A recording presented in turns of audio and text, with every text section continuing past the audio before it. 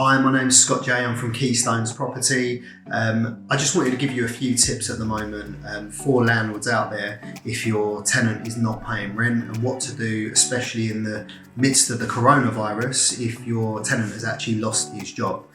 So you as a landlord, rule number one, try not to panic, don't panic. Get on the phone, give your tenant a call. Communication here is absolute key. Give your tenant a call and just get a human approach to it. Try and speak to your tenant and just get an understanding of what's happened at work. Your tenant might have not lost their job. They might have only been laid off for 8 weeks. They might have only been furloughed and getting an 80% wage instead of 100%. There's all different scenarios that will happen, but your tenant might not be from this country. They might not have a good understanding of what's going on. So it's always good to pick up the phone, give your tenant a call and have a brief chat with your tenant just to find out what is going on. If your tenant has lost his job, then you have to let your tenant know and make a decision yourself whether you are going to come to a payment plan, defer your payment, or even give your tenant a reduction in rent which you're not looking to get back. So I'd probably say to you, get an A4 bit of paper, write down a few steps that you want to do, and don't commit to anything with your tenant over the telephone.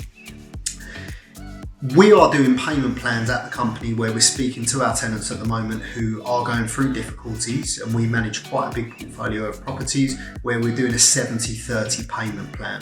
We're doing 70% of the rent over a period of 3 months. 30% is then rolled over times 3, making it 90%, and they're going to be paying that over a period of 6 months thereafter.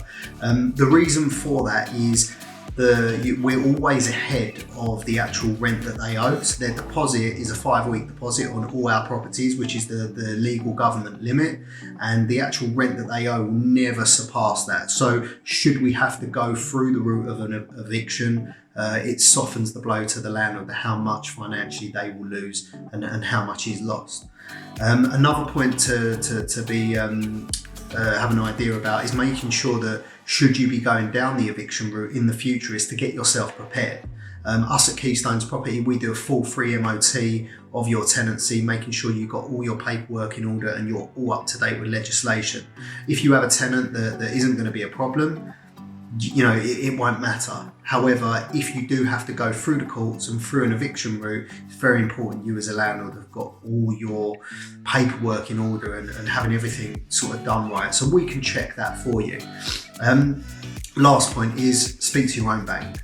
It's not that easy at the moment to get mortgage holidays, but speak to your bank. If your tenant cannot pay and you can prove, as much as difficult as that is, that your tenant cannot pay the rent and the tenant has lost their job and they don't have the income for it, you can always ask your bank for a payment holiday.